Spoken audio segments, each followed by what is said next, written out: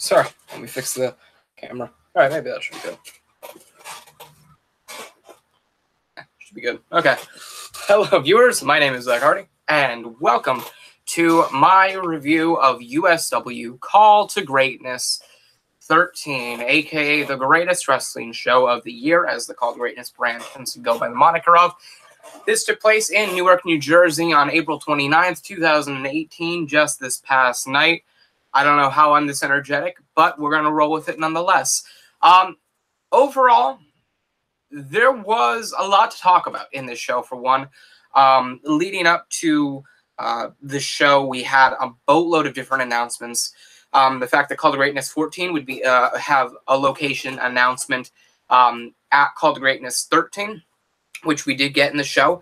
That every championship was going to have a new design be revealed at the show, which was interesting. And I like the dynamic of whenever the champions walked down to the ring, they carried the bag in a belt, and then when it was their time to like raise the title or whatever, they take it out of the bag and hoist it up in the air. I really liked that. That was very enjoyable. We had the fact that there was going to be Hell in a Cell. The main event was going to be Majigeta versus Cannon for not only the World Heavyweight Championship, but whoever would lose would end up having to leave USW. We found out there was going to be a hardcore match. And overall, I think there were only 3 matches on the card that didn't have a specific stipulation, other than the kickoff match, that didn't have a specific stipulation, and it was just a kind of normal singles one-on-one match, which is surprising since there was 1, 2, 3, 4, 5, 6, 9, 10, 13, wow, 15 matches on the card overall. There was one match, I believe, that got scrapped. I don't remember what that was. I think it was a match involving Chris Ross, but I'm not too sure.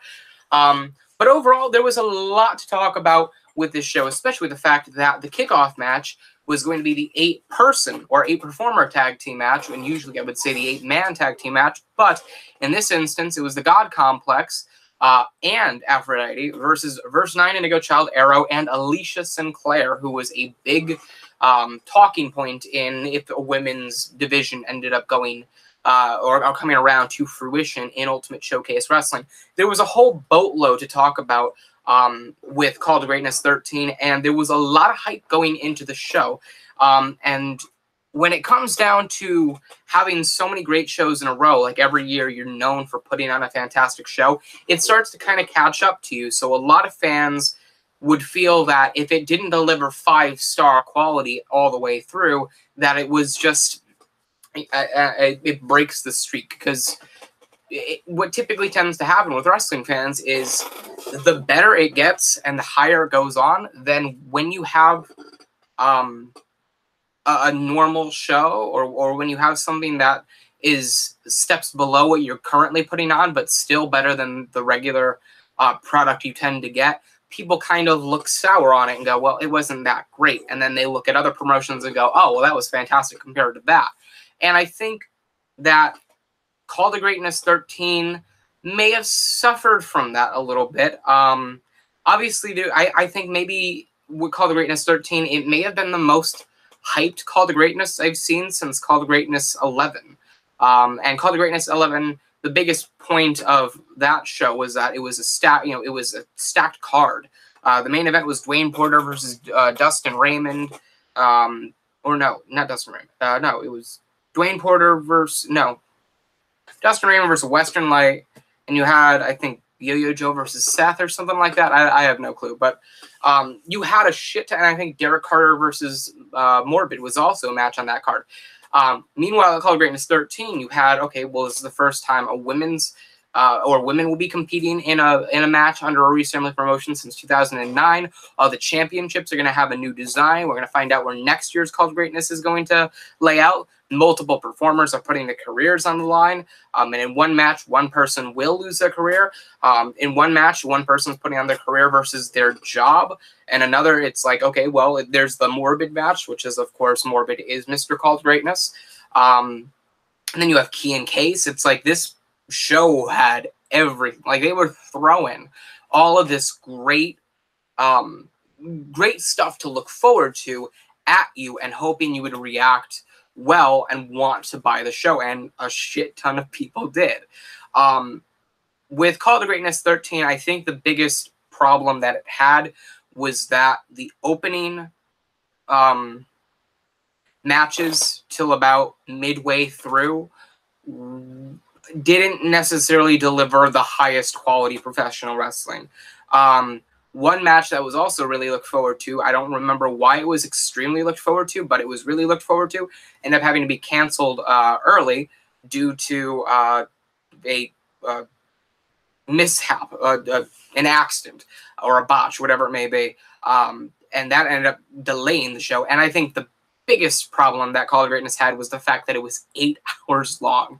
I'm over here in Connecticut, which is the Eastern Standard Time Zone, and the show was slated to start at 5 p.m. and end at 12 a.m. So that was a 7-hour show. Over here, it ended at 1:15, 1:20 a.m., which made it an 8-hour and 20-minute show, which was extremely taxing. So when you had like the final four matches that we all knew were supposed to be Ash versus Morbid, Zach Hardy versus Kyle Reese inside Hell in a Cell, James versus Mr. Anthony for the USW Championship, and Majigeta versus Cannon for the World Heavyweight Championship and their jobs. Those were the 4 matches to look forward to, and you had to go through the 8-person kickoff match, Simon Saint versus Hernastly, Capital versus Joe, the Red Belt title match, the Global title match, Key and Case match, International title match, Hardcore match, Blue Belt title match, World Tag Team title match, USW Tag Team title matches, and then you finally got to the cream of the crop of the show. And by that point in time, we were 5 hours into the show. And I think that's extremely taxing on a lot of people. But when it comes down to USW, Call of Greatness, I mean, over the years, it's gotten better and better and better. You know, Call of Greatness 9 was heavily impacted by a lot of feud matches. And then Call of Greatness 10 was really built around establishing the show as one of the best wrestling shows in the world. And then Call of Greatness 11 was just everything. Best matches you could have possibly imagined to establish or that have been established in USW. Call of Greatness 12 last year was just like, okay, we are established as a show, let's keep this going. And now Call of Greatness 13, it's like, okay, we got to keep that reputation going. And I think they did that. However, there was more of a rocky part or a rocky patch to this show than the years beforehand. I don't think Call of Greatness 9 or 10 or 11 or 12 had as many rocky portions as Call of Greatness 13 did. However, I still think it was a really good show. Some key things to know about Call of Greatness before you go get into it, and we'll get into these later on. A bunch of big kind of spots and things happened at the show that you need to be aware of in discussing. Aside from the fact that the championships were all redesigned for the show, everybody in the kickoff match was just itching and waiting for Aphrodite and Alicia Sinclair to get involved in the match. And when they did, it was, off the hinges from there. The Hardcore Championship match, problem that occurred in it, for one, one of the spots was to light a table on fire in the corner. However, the fire spread to the ring canvas and burned through the foundation of the ring and damaged some of the beams and some of the inner workings of the ring. So they had to dismantle the ring and set up a new one, which delayed the show. Also, Seth ended up suffering, I think, third-degree burns or something. I think it was third-degree burns after he had to take a spot into the fire. And Wyler quickly won it. And we'll get to the reason why the hardcore match was very disappointing later on. USW may have seen its own Mick Foley being thrown off of Hell in a Cell moment, with Derek Carter being chucked off of the top of a ladder and through the commentator's table in a really nerve-wracking fashion. And in the World Tag Team Championship match, the top rope snapped in the middle of the match. And it was really early in the match as well, so they ended up having to continue going. Luckily, that match was good, but we'll get into all of that as we go forward. For now, let's start with the show, and I'll remind you very early on right now, this is going to be a long review. We've got a lot to talk about and a lot to discuss, so let's just get into it. The kickoff match was the 8-performer tag team match with Verse 9, Indigo Child, Arrow, and Alicia Sinclair facing off against the God Complex, consisting of Octavian, Ophion, Artemis, and Aphrodite. This match was a fantastic way to kick off Call to Greatness, and I think until the Global Championship match, it was really... It set the tone for the show, and the tone just kind of went down from there. But the kickoff match really set everything going. Before the match, there were Alicia Sinclair chants after the God Complex came out. The God Complex came out in Mardi Gras fashion attire, which I thought was fantastic for the fact that they are supposed to be these mythical gods, but at the same time, or named after these mythical gods, but at the same time, a very ghoulish kind of stable, a very fearsome stable. So I think that fit into their gimmick very well. Arrow is supposedly leaving Ultimate Showcase Wrestling in the next coming weeks, so that's the reason why he got the spot. I believe that originally Arrow's spot was supposed to go to Carson Andrews, because Carson Andrews was supposed to jump from intensity to severity. That did not happen, so Arrow got the spot instead. And right after Arrow did come out, there were the chants of Alicia Sinclair, which were raining through the building, and her music did not hit for a couple of minutes until, or a couple of seconds really, until about maybe 30 seconds later, and then her music hit, and everybody lost it. She got the pop of the night right at the top of the show, and from that, the match was really good. It was a solid back-and-forth contest. I know, I'm going to have to get this chair fixed. It was a solid back-and-forth contest. I believe it was Arrow and Ophion that started the match. And, you know, all through the night, it was, you know, Ophion would tag in Artemis, and Artemis would tag in Octavian, so on and so forth. Arrow would tag in Indigo Child, so on and so forth. Everybody was getting involved quickly. And until it came down to the point where the only people that hadn't gotten into the match were Aphrodite and Alicia Sinclair. And the spot towards the end of the match was really well put together for one. I believe you had Indigo Child. I think Indigo Child was, had thrown Ophion over the top rope. Verse 9 had thrown Octavian, or had gotten Octavian out of the ring. And then Arrow and Artemis clotheslined each other, double clotheslined each other, and went down to the mat. And at that point in time, everybody started getting out of their seats and started chanting, "We want the women, we want the women," so on and so forth, because they knew it was a matter of time before both of them were tagged in, and then they both simultaneously tagged in the partners. Artemis, of course, with Aphrodite, and Arrow with Alicia Sinclair. And once the tags were made, it was a huge pop, and I mean fucking thunderous pop in Newark. And then once they got in, it was just fucking balls to the wall, really. Alicia Sinclair and Aphrodite both went into a striking battle. Alicia Sinclair got the advantage early on. Aphrodite went with her counter. There was a brilliant spot towards the end of the ending sequence where Aphrodite would hammer into Alicia Sinclair in one corner, would go to run to the next corner, and Alicia Sinclair would attack her there. Alicia Sinclair would then run to that corner, and Aphrodite would attack her there. It was this whole back and forth thing until I believe it was Octavian that got sent out by Verse 9, and everybody just started going everywhere until Alicia Sinclair threw Artemis out of the top rope, and then got hit with a DDT by Aphrodite, who then set up for the solar eclipse in the corner for the 3 count. 1, 2, 3. God Complex beat Verse 9, Indigo Child, Arrow, and Alicia Sinclair, with Aphrodite picking up the pinfall on Alicia Sinclair. That was a fantastic match to open up the show. It was a well put together use of the back and forth idea. And out of any match that should have opened the show, I think it was this one, and I think it did extremely well in what it did. My rating for that match is 4.5 out of 5 stars, and we will now move on to the next match, which was Hernastly versus Simon Saint. This, I don't remember what the, I remember hearing about what the build-ups were to the matches. I don't remember much about the Hernastly and Simon Saint one. I know Simon Saint had more of a heelish tendency than Hernastly did in this feud. And this match was put together, I mean, pretty well. There was this one spot where they were on the outside, and Simon Saint was trying to swipe Hernastly's feet from the apron. and he ended up doing a handstand on the top rope, switching his position, and then hitting a tree of woe, or not tree of woe, fucking I don't know what you would call it, an elevated drop kick, I guess, sending Simon Saint over to the entrance ramp before then going up and hitting a springboard 450 to the outside, which I thought was insane. The match continued for a couple of minutes longer until Hernastly went for the cased.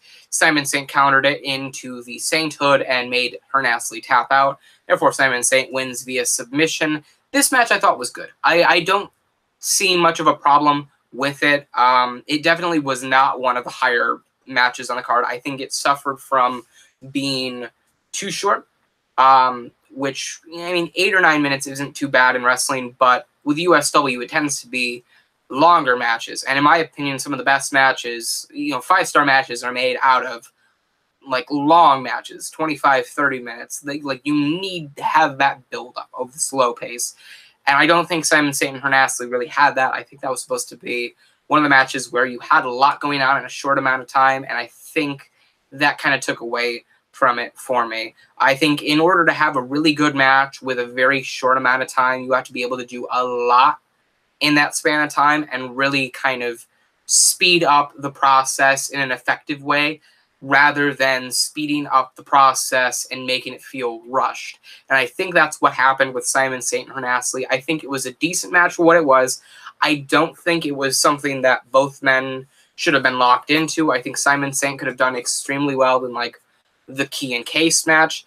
And I think, Hernastly could have been involved in like the Red Belt Championship match or the Blue Belt Championship match or something along those lines.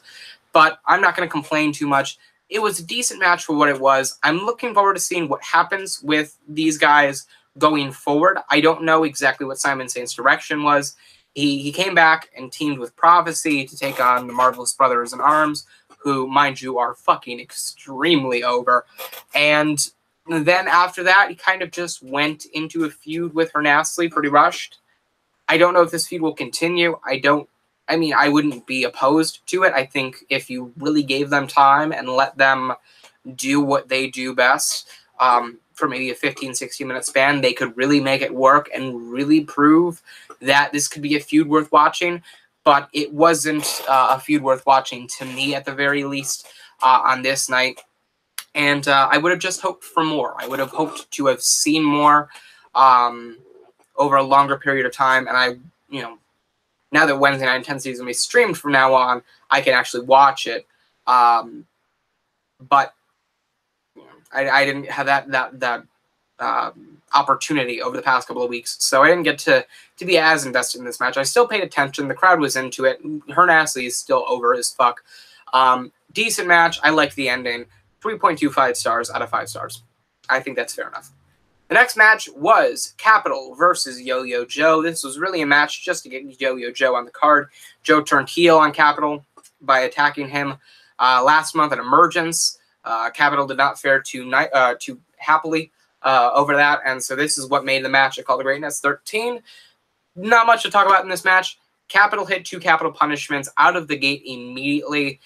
Yeah, beat up on YoYo Joe outside the ring a little bit, threw him back in the ring, and hit another Capital punishment on him for the 3 count. The match was over in like 2.5, 3 minutes. I can't give it a rating. I wrote dud. I can't give it a rating. There's no way to rate it. It was a squash match, really, and Capital beats YoYo Joe single-handedly. I don't know what to expect going forward.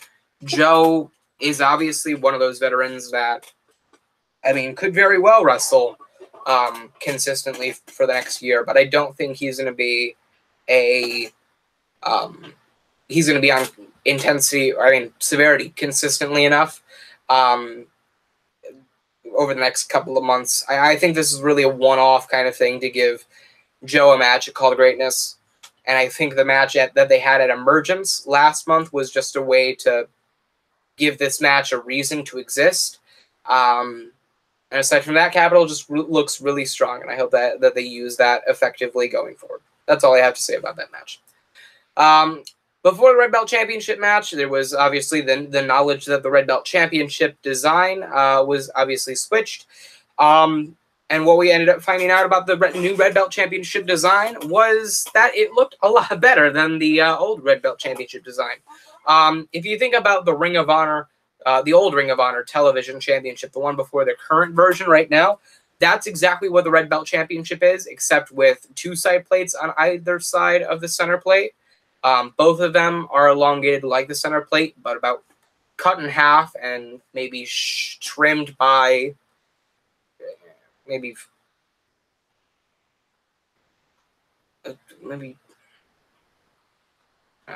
trimmed by 35–40%, and on a dark red strap, which I really liked.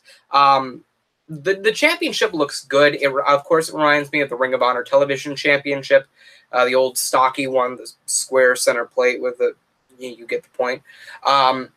I like it more than the old Red Belt Championship design. The old Red Belt Championship design was just like the Blue Belt title design, except it was an ovular kind of design, and it was very bland and basic, and there was not much to it.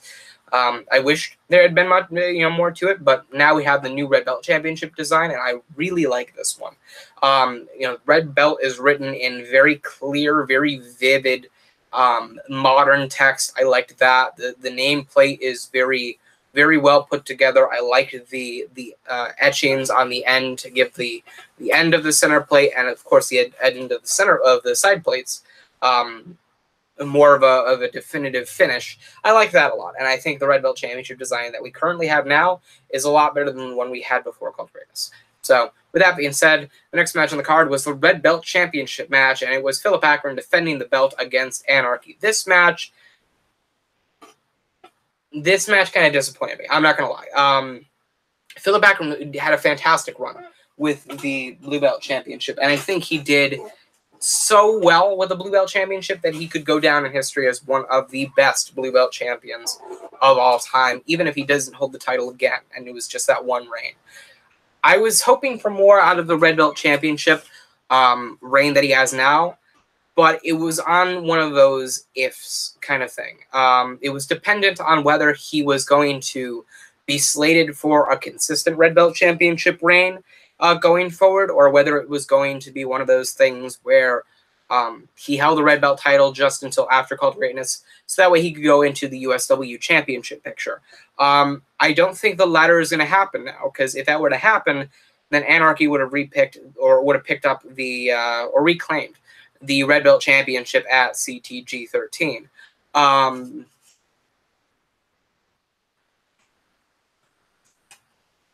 Obviously, spoiler alert, that did not happen. The match was all right. I think it was more sloppy than I would have hoped for. It was almost as if they were trying to work around restrictions, but if they were, then those restrictions were not very evident at first, I think the match went on for about 12–13 minutes. And there was not much to talk about when it came down to this match. Anarchy definitely went for more of a technical kind of style, and Philip Akron went for his more dominant kind of fashion of I will beat you down and try to keep you down. But it didn't translate as well as it would have on paper on the show. There was not much to it. I liked the counter of Anarchy switching from the Acorn to the Hurricanrana into the corner. I liked the fact that he went immediately for the Chaos, or for the not Chaos Theory. Yeah, Chaos Theory, directly afterwards, and Philip Akron blocked that. But aside from that, the only other thing notable about the match, other than the sloppy pace, was that Philip Akron caught Anarchy's Chaos Theory attempt into the Acorn and somehow did not blow out his fucking knee, which was impressive, but at the same time was a really dangerous spot, because for those of you who don't know, Anarchy's finishing maneuver, the Chaos Theory, is a backstabber, and for him to do that off of a springboard, his opponent would have to be with his back to him, and you'd have to get him at the proper angle.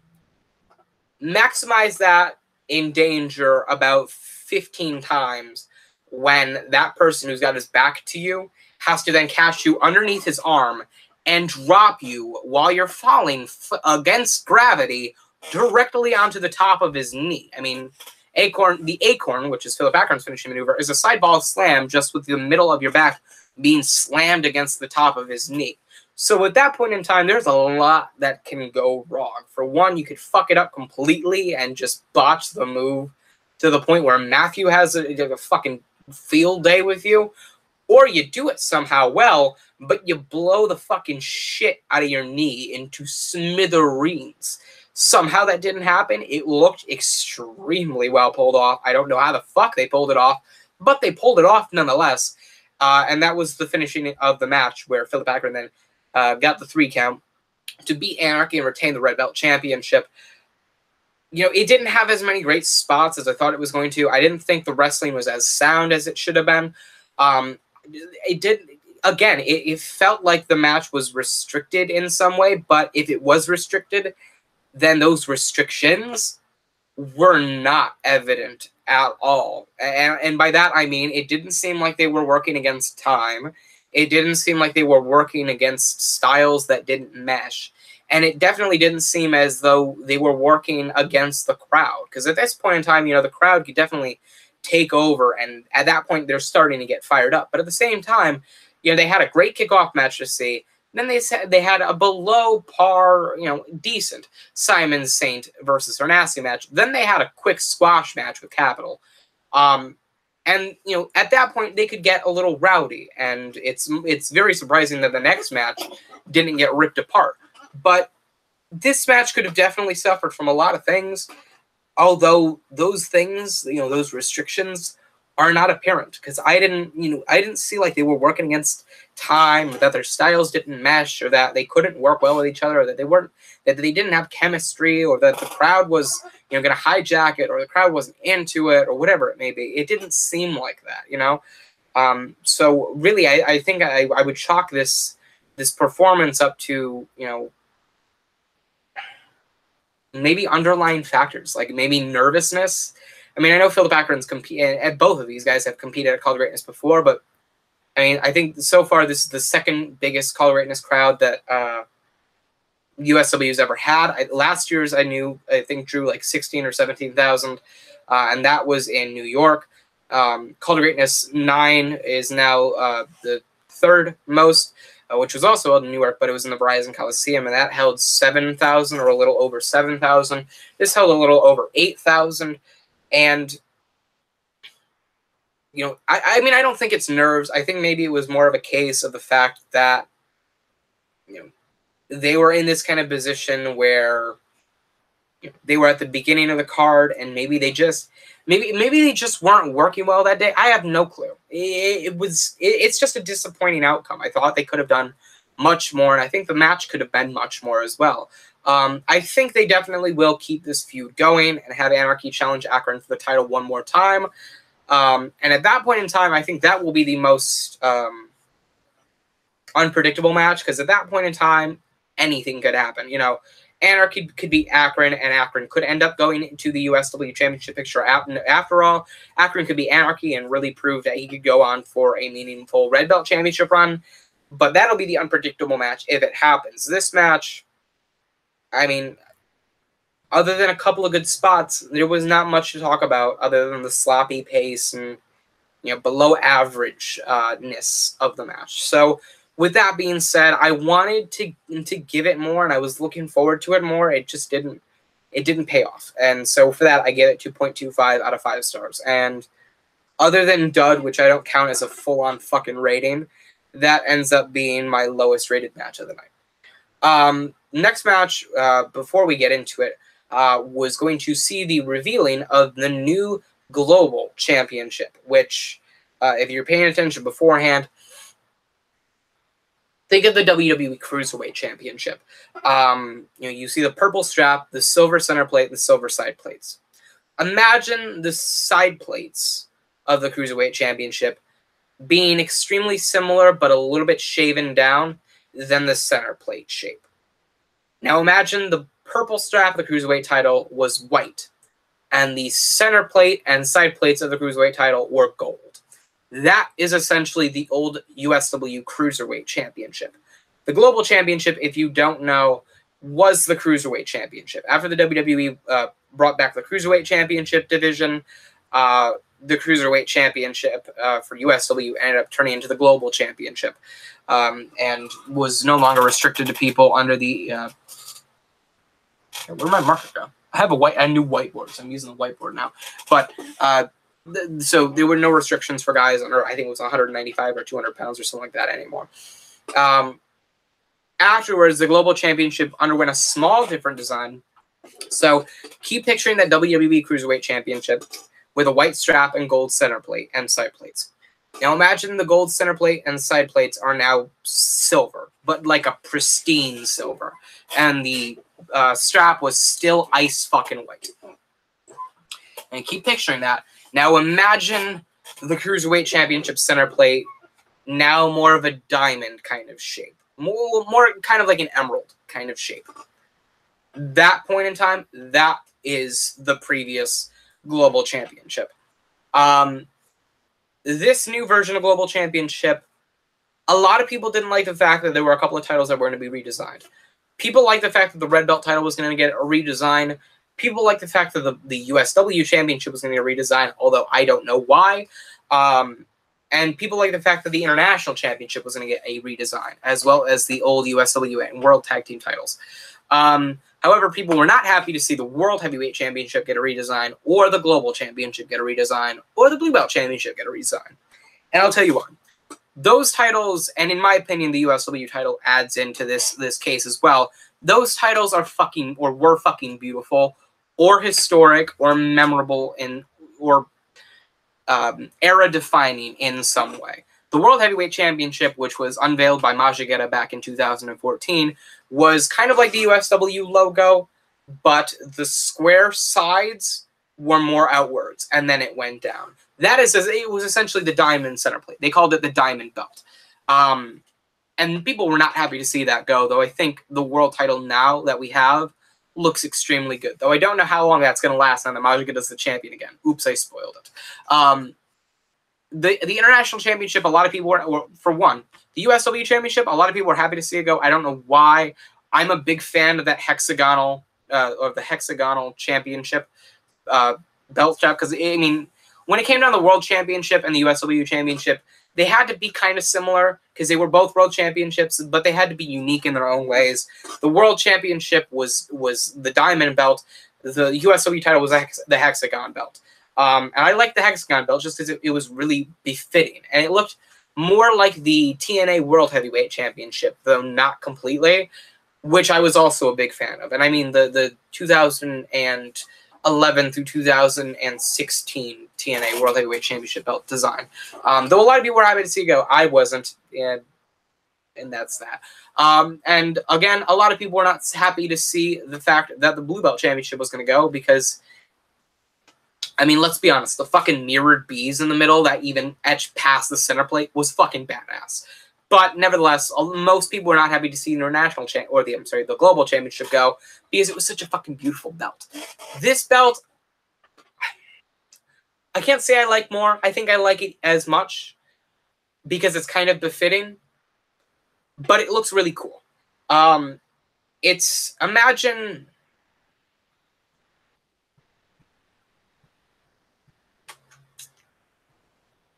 God, it's hard to describe belts that have center plates that don't have a definitive shape, but it's kind of like, imagine the Intercontinental Championship side plate, or center plate with a more elevated top, middle top, and imagine that with two center plates that are like this, that give the belt a cool shape.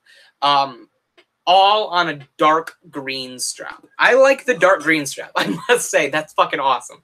I like the fact that, you know, in wrestling, you don't have many colored straps. Like, you have the Universal title is red. The red belt title is now red. The Cruiserweight title is purple. Excuse me. The Raw and SmackDown tag team titles are red and blue, respectively. but there's not a dark green strap in major professional wrestling right now. Oh, and the NJPW United States Championship is red as well. I like the touch of the dark green strap. I think it's unique. I think it's different. You know, if you think of the red belt and global championships, you think, oh, they're the third kind of championship. You know, they're behind the blue belt title and the international title, which themselves are behind the USW and world heavyweight titles. I like the fact that it gives the global title this distinct appearance that you can't mix with anybody else. Like, it's not on a black strap or a white strap, which is overdone to all hell. It's on a dark green strap, which no other title can be said to be on, which I think is fucking fantastic. I think that's brilliant to give the global championship and red belt championship ships their own design. And I think it fits really well into the global championship division. Now, with that being said, the next match on the card was for the global championship, and it was between Paul Orlando, who defended the global championship, against and Washington. This match really fired the crowd up again. This match was the one that got everybody back into the show. It got everybody,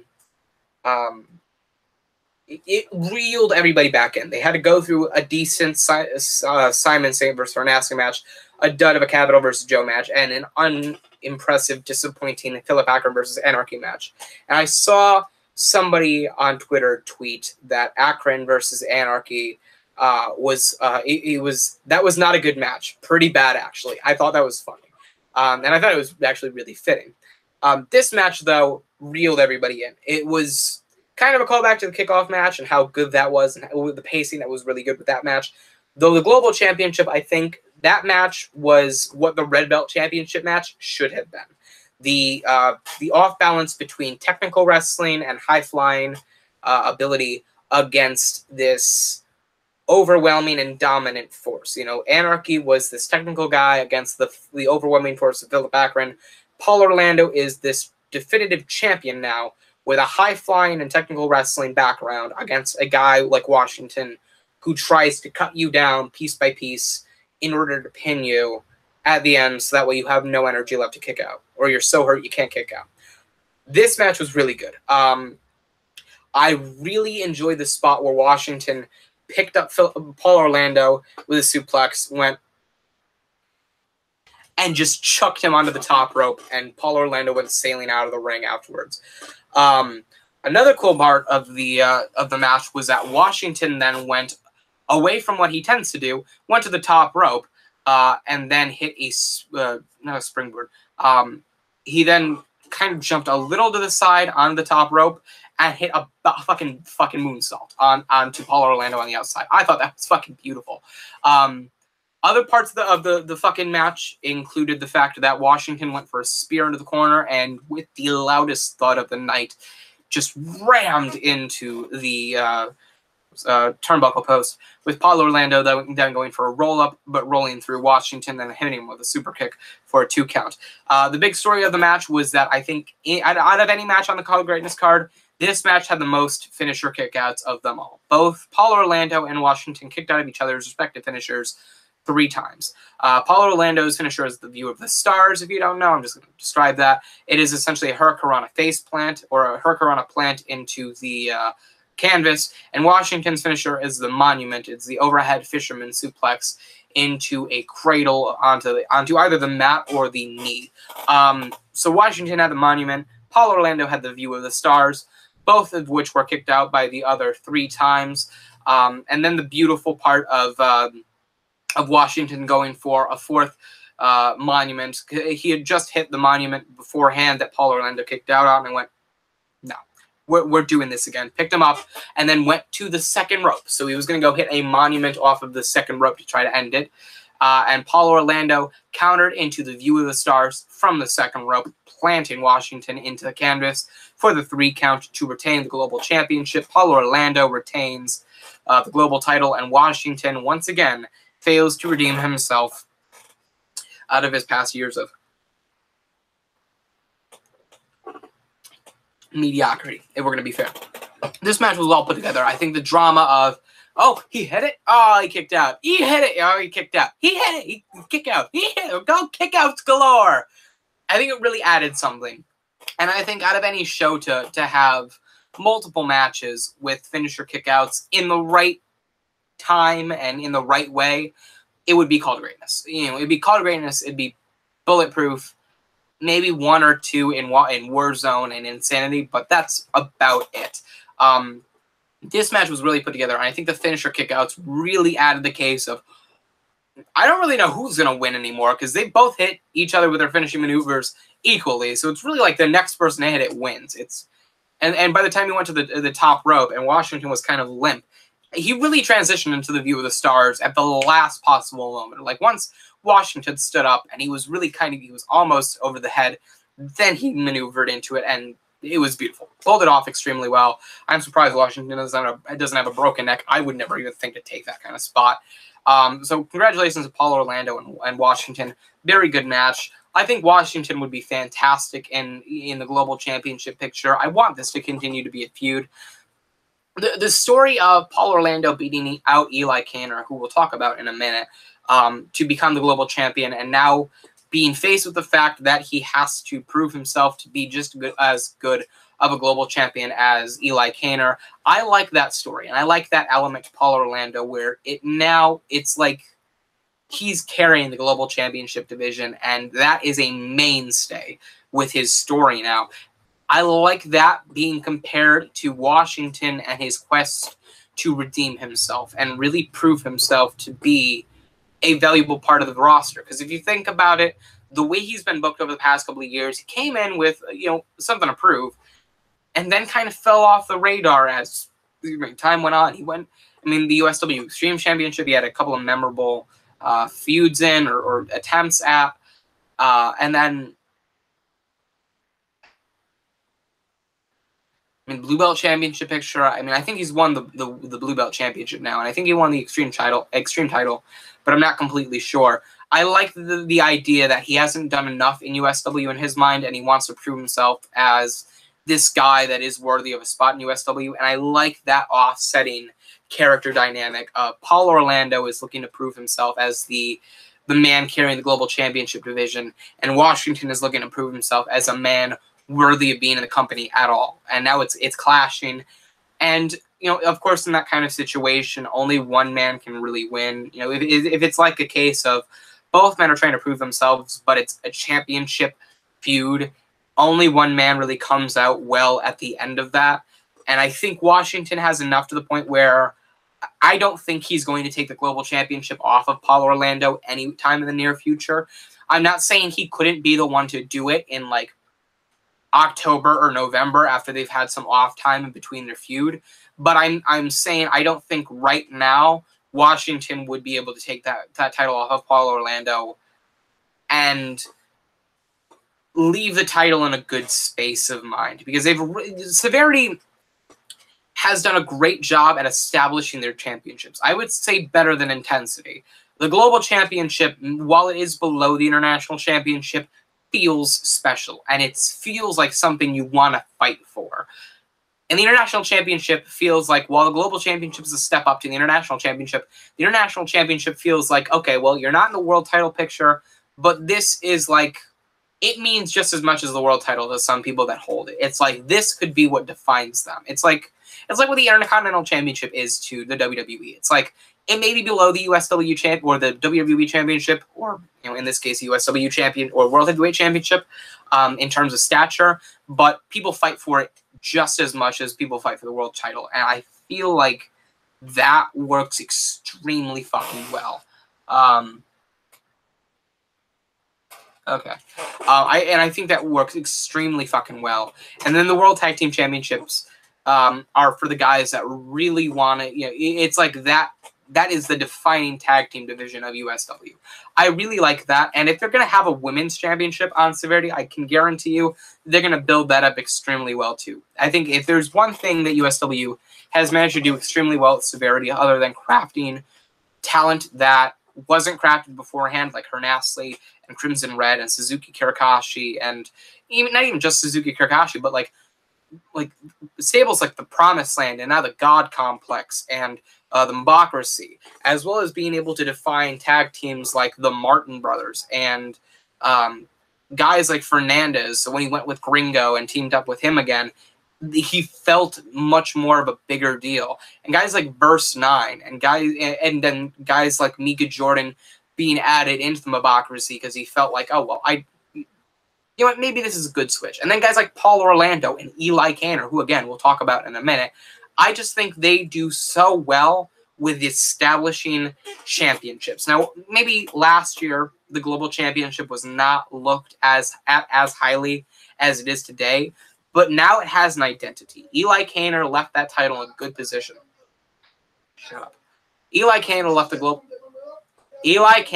Global Championship in a great position. So when he ended up dropping the title, the Global Championship was then left in the hands of Paul Orlando. So now Paul Orlando has that whole thing of now I have to carry the Global Championship and make it mean something. And I love the fact that now his reign, he will have to fight that. And he will have to keep fighting to achieve that. And I just love that story. And I think it works well with Washington.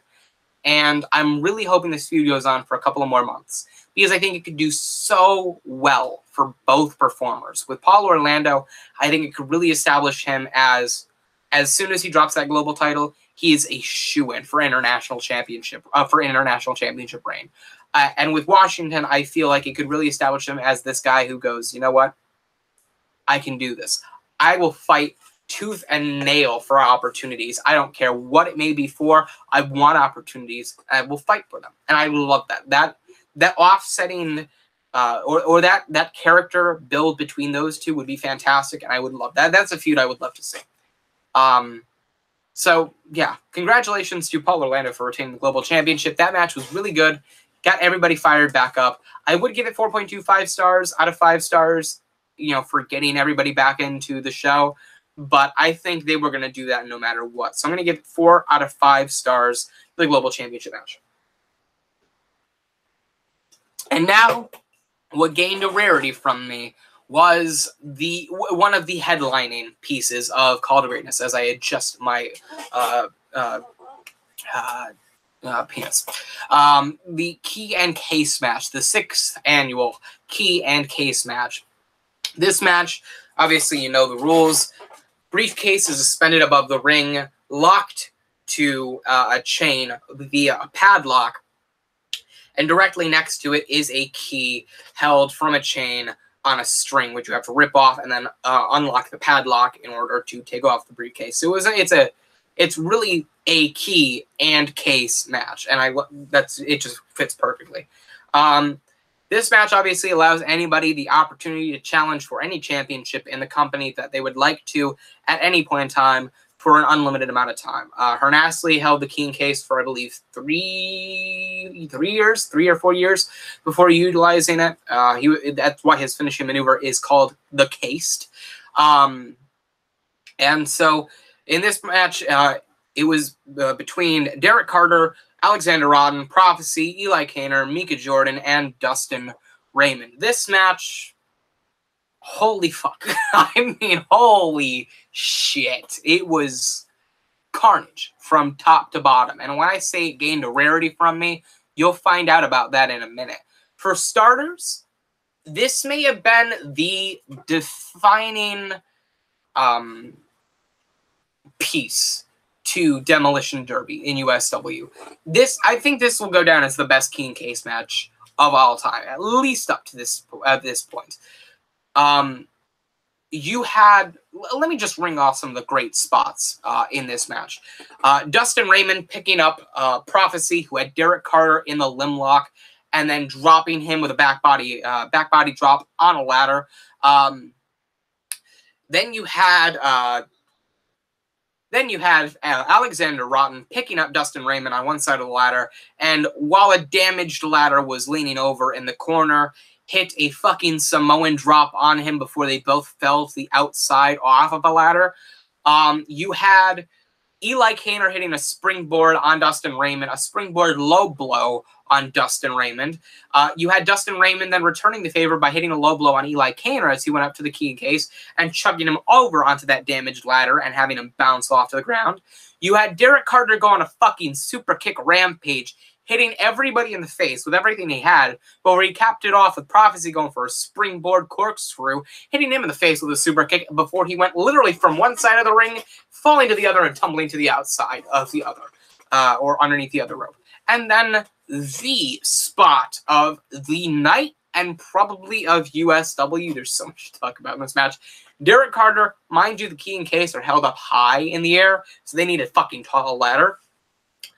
Derek Carter going all the way to the top of the ladder, in the center of the ring, grabbing the key, and at that point in time, you knew something's about to happen.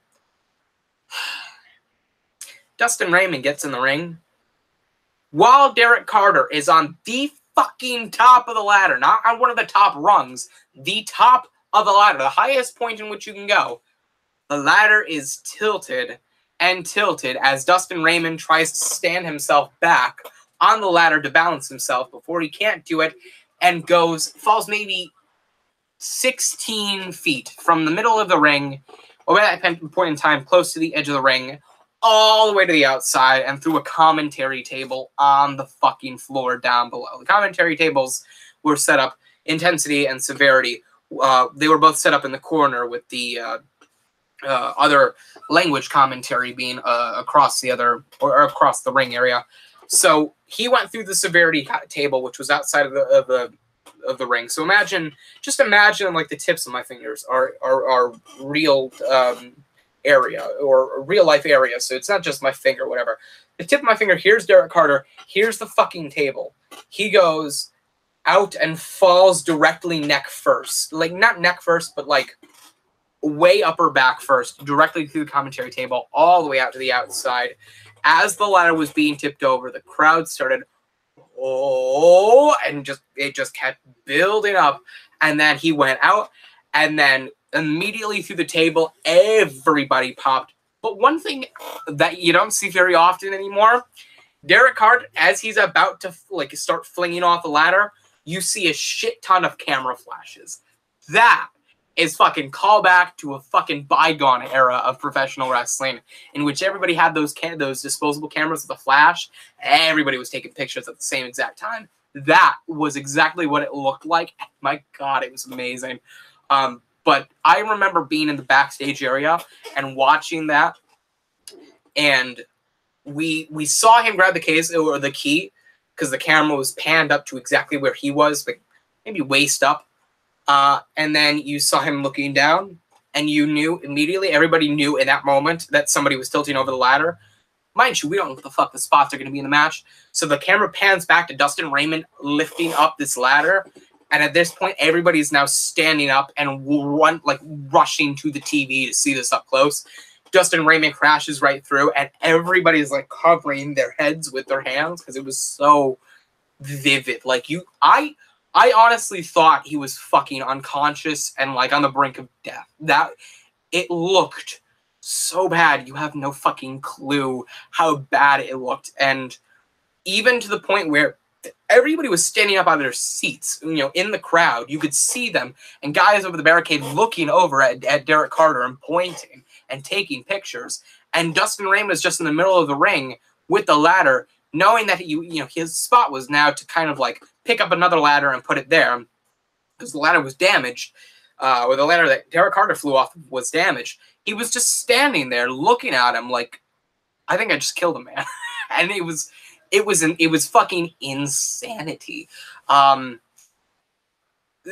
fucking match was chaos from start to finish. Like, it was one of the biggest problems I have with ladder matches, multi-man ladder matches nowadays, especially multi-man matches in general, is that it's just like the camera only focuses on one person versus another. Like, everybody will be down and out, and then it'll just be two people fighting, and then one person will get knocked out of those two, and then another person will come in and take their spot. This was hell from start to finish. Guys were all the way outside of the ring, whatever, but it was after they'd taken a shit ton of damage. Alexander Rodden and Prophecy and Derek Carter were all fighting each other at one point. It was really multi-man, and it was the fucking spots on that. It was insanity. It was just insanity. And then the finish of the match came when Eli Kaner Oh, another spot that I forgot to talk about. I think it was Prophecy and Derek Carter. I may be wrong, but Derek Carter was climbing up the ladder, and Prophecy turned him around, grabbed his leg, put his leg through, and locked in a figure 4 halfway up the ladder. And nobody. The only way that they were not falling off the ladder was because Derek Carter, or I believe it was Derek Carter, was holding on to the rungs of the ladder while screaming in agony. That was a beautiful sight. But the finish of the match came when Eli Kaner knocked Alexander Rotten off of the knocked Dustin Raymond off of the ladder with a low blow, chucked him onto the damaged ladder, knocking him out of the ring. Went to the top rope with the key in hand, unlocked the padlock, and took off the briefcase. Eli Kaner is the new holder of key and case. Therefore, Eli Kaner is bound to become the next World Heavyweight Champion, or possibly USW Champion. The match was insanity. From start to finish, like, if you think the ladder match at TakeOver New Orleans was insane, the fucking key and case match, Call to Greatness 13, was insane. From start to finish. People looked broken. I think one of the calls in the matches was, I think it was Rotten's dead, Raymond's dead, Kaner's dead, and Derek Carter's dead, like really dead, like really, really, really dead, like super fucking dead. And it's just like he was not wrong. Everybody looked like they were on death's doorstep. And by the end of the match, it's like Eli Kaner was just perched at the top of the ladder, holding up the case in front of 8,000 crowd, or 8,000 fucking strong, and it was a beautiful sight. Eli Kaner is now the holder of key and case, and made me look like an idiot, because I thought the most logical person to hold key and case was Derek Carter. Turns out, maybe he was, but he also fucking died in the match as well. He's not actually dead, but you get the point. So yeah, that Derek Carter flying off the ladder and through the commentary table moment, I think will go down in history as the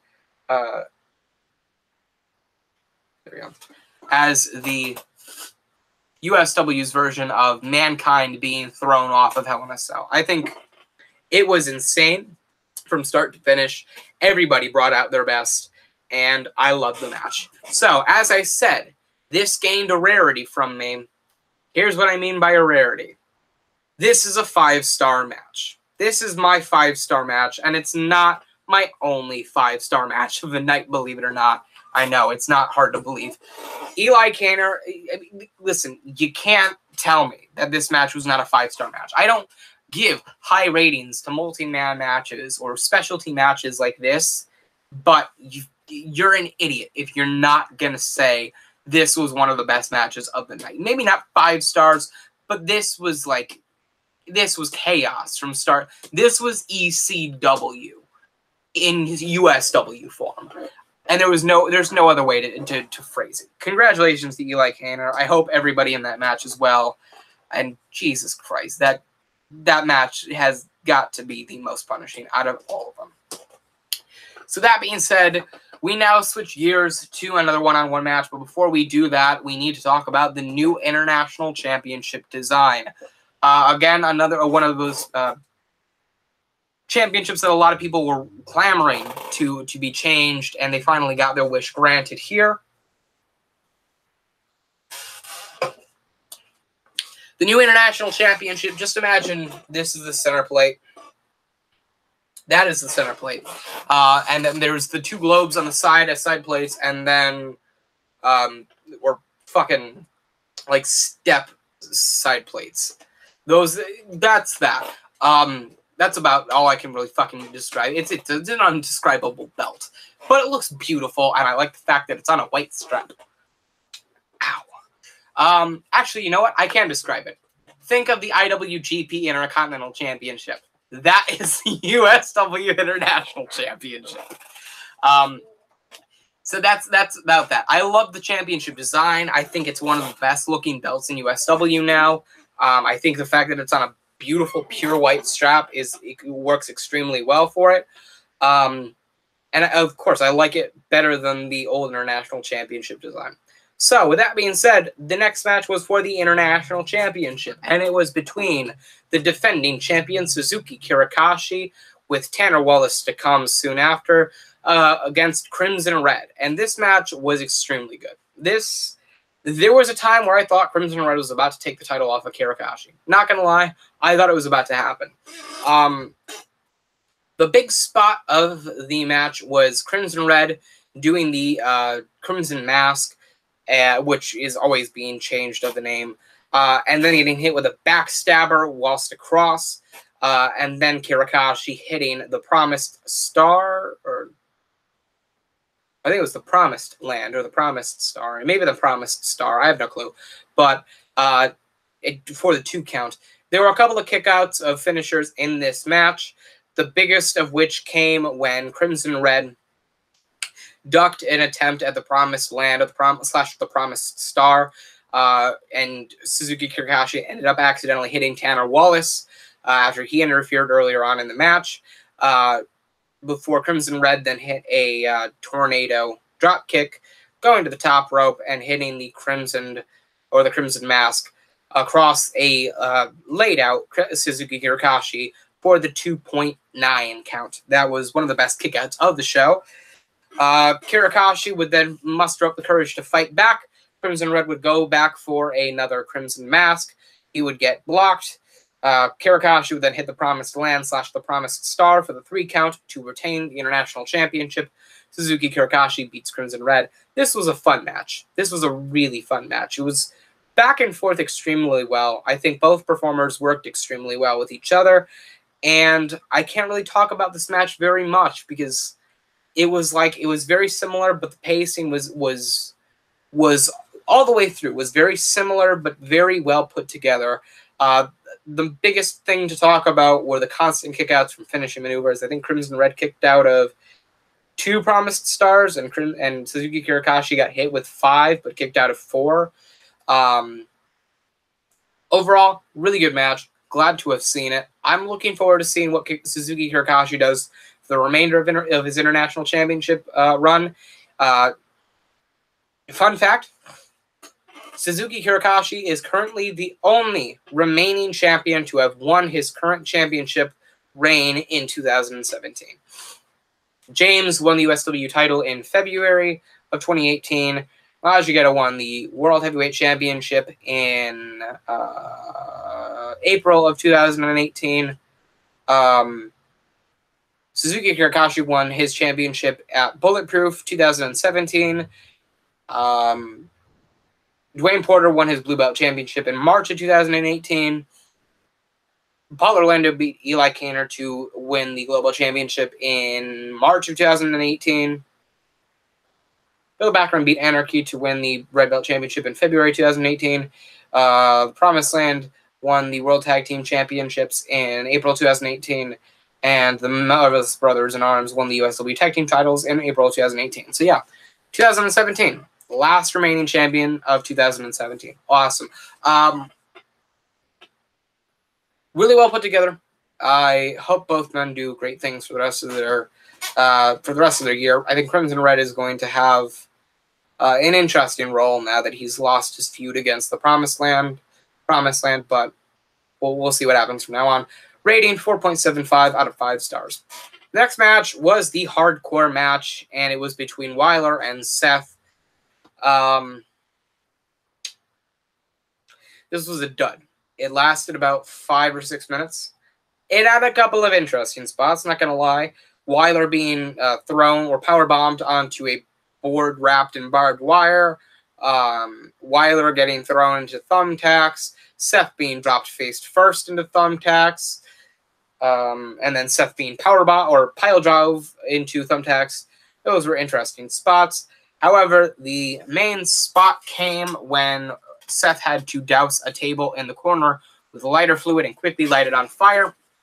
I think he doused it a little bit too much, caught fire, and then before it did, the lighter fluid ended up spreading into the ring, and that caught fire, so the ring caught fire and quickly started going up in flames. So the referee immediately called for the match to end quickly.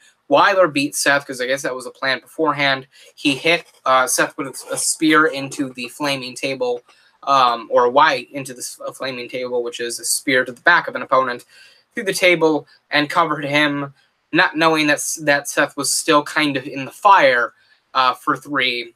Wyler won very quickly. Seth immediately went out of the ring and got doused off by the fire extinguisher, as well as the ring getting doused by fire extinguisher. So Wyler won a very quick match. That was not the plan, to my knowledge. They really botched that entire match heavily. Seth was taken to the hospital because of burns and that kind of stuff. And that's all I can really talk about with that match. It was brief, and the violence was not there. The worst part was when Seth dropped Wyler into thumbtacks and barbed wire and then took out a bottle of iodized salt and started pouring it into the back of Wyler. So literally pouring salt into the wounds of Wyler, which, if you're up to date with health, is not a good thing, because that opens it up to major infection. So Wyler went to the hospital as well. They're both doing all right. They're both recovering. The match was a dud. That's the best I can really say about that match. Dud. After that, we went into a 20-minute delay, because after this moment, they realized that the ring canvas was burned through and therefore severely damaged, as well as some of the beams being broken or burned or heavily fractured or whatever, or heavily manipulated. And so therefore they had to take, in the middle of Call of Greatness 13, they had to take apart the entire ring and reassemble a new one. Not good. So we went on to a 20-minute delay before we went into the next match. Before we get into the next match, we have to talk about the new Blue Belt Championship design. And by that, I mean, let's talk about the old Blue Belt Championship design with the new side plates. The Blue Belt Championship and the Wyler Championship, the B's are mirrored.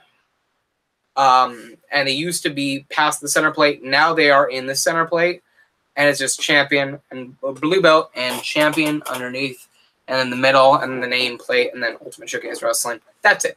The side plates are just ovular, and they say like Blue Belt Glory and Blue Belt Champion, and Professional Wrestling and Showcase Wrestling. And that's it. That's it. That's all we can talk about with the Blue Belt titles. Can't say I like it more than the old titles, because it's the same fucking title. Next match was for the Blue Belt Championship, and it was Dwayne Porter defending the Blue Belt Championship against Tyreek Carver, and I wanted this match to be good. And it wasn't very good. I think the biggest problem that this match had was the fact that they had to break in a new ring. The entire fucking roster was using the old ring that they had before the hardcore match to practice on. And from my understanding, this ring that they had was gimmicked. And it definitely felt that way. So I think Dwayne Porter and Tyreek Carver, because I remember when they came back through the curtain, they said, ring's gimmicked. Just be prepared for that. I guess they did not realize that the ring was gimmicked, and I don't think that USW realized that the ring was gimmicked as well. So that made the match a little bit more difficult to kind of pass through. Tyreek Carver had a couple of good spots where he ran into the corner and completely fucking whiffed and went directly out of the fucking ring. And by that, I mean he went through the middle rope. That was a funny spot, but dangerous as well. But aside from that, it was a decent match. I don't think it delivered as well as it should have done. And Dwayne Porter won with the porthole for the 3 count. Tyreek Carver went for the chicken sleeper, which he called the carved template twice, both of which Dwayne Porter countered, the latter of which he countered into a pinfall. And then Dwayne Porter hit him with a DDT, went to the top rope, hit the porthole, or the hang time for the 3 count, 1, 2, 3. Dwayne Porter retains the Blue Belt Championship, 3 stars out of 5 stars. That's about as good as I can say. Before we get into the next match, we talk about the World Tag Team Championships. Not much to talk about with the World Tag Team titles, other than the fact that there's globes on the side for center plates. One contains North America, the other contains Europe and Asia. Those are both centerpieces. And then there is the center plate, which is essentially this. That's the new World Tag Team Championship center plate. Can't say I like it better than the old World Tag Team titles. I think I like the old World Tag Team titles better, despite the fact that it said Global Heavyweight Tag Team Champions, which was the old name for the World Tag Team titles because they used to be called the Global Tag Team Championships. Hence why the Global Championship is now the Global Championship. The World Tag Team Championships are no longer the Global Tag Team Championships. They're now the World Tag Team Championships. World Tag Team Championships, I like the new ones, but they're not as good as the old ones. Next match was for the World Tag Team Championships, and it was Jack Ramsey and Austin Cole defending the titles against Blaine North and Samuel North, a new addition to the Promised Land. This match was fucking fantastic, despite the fact that in the first 3 minutes, the top rope snapped off. And I'm not fucking kidding you there. Jack Ramsey and Austin Cole were in the corner where the rope snapped off. I guess it snapped in the fucking turnbuckle itself. Jack Ramsey chucked Sammy North into the corner, and after that, he got thrown back and fucking tripped into the corner, and the fucking top rope snapped off. So the match went on for the next, I think, 20 minutes. I think 20, 21, 22 minutes. So they fought the entire match, really, without a top rope.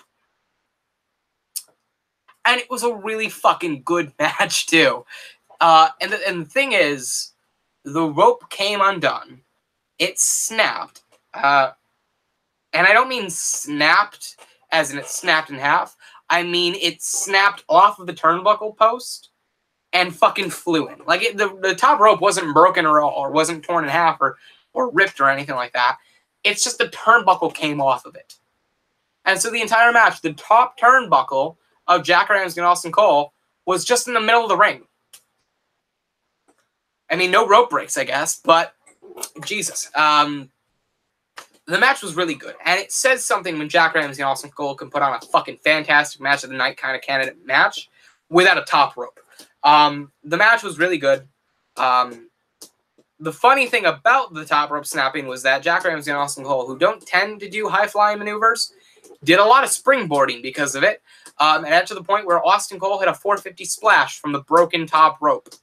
And I mean that he stood on the fucking post itself, which was impressive as all fuck. The match was really good. Samuel North took the brunt of the damage. Jack Ramsey and Austin Cole did what they usually do and kept Samuel North in their corner with a consistent tagging in and tagging out. It got to the point where Jack Ramsey and Austin Cole then kind of, I guess, flustered a little bit. And Samuel North was caught in the crossfire. And then Blaine North attacked both men and took out Jack Ramsey, who was a legal man at the time, and then threw Sammy North into his corner, dove over the broken top rope, and got the tag in. So Blaine North now working on Austin Cole, who no longer has a tag team partner in his corner, so on and so forth. The finish of the match came when Sammy North drop-kicked Jack Ramsey off of the apron and onto the floor, and then he got helped Blaine North with a power bomb, backstabber, tag team combination for the 3 count to win the match for the Promised Land and become the new World Tag Team Champions. This match was really good. This from start to finish, the match was extremely good. I'm not going to say it was better than the USW Tag Team Championship match because we'll get to the reason why that was so good in a minute. But the World Tag Team Championship match was extremely good, and it was extremely well put together. And I gave it bonus points for the fact that it was so good without the usage of an operational top rope. That's exactly how it was described. The commentators described it 1,000,000 times over.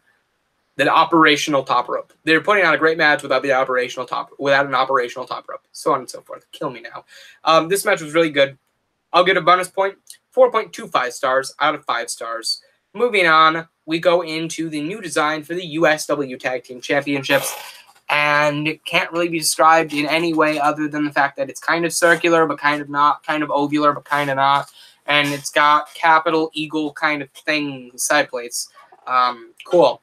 It's an interesting design. I don't like it more than the old ones. This next match was for the USW Tag Team Championships, and it was the Martin brothers defending the titles against Grit Fernandez and Gringo, otherwise now commonly known as the Marvelous Brothers in Arms. Pure wrestling-wise, this was the match of the night. No doubting that this was the match of the night. When I tell you that the Marvelous Brothers in Arms are the tag team champions, you think comedy, right? Fernandez and Gringo, one of the funniest fucking performers I've ever seen in USW. They oversell sometimes terrifically, especially with their face plants, and do extremely well. The Marvelous Brothers in Arms, I think, will be a fucking formidable challenge as the USW Tag Team Champions. I honestly think that. And the reason why was because, yeah, the first 10, 15 minutes of the match, 20 minutes maybe 25 minutes, saw the Marvelous Brothers in Arms occasionally overselling.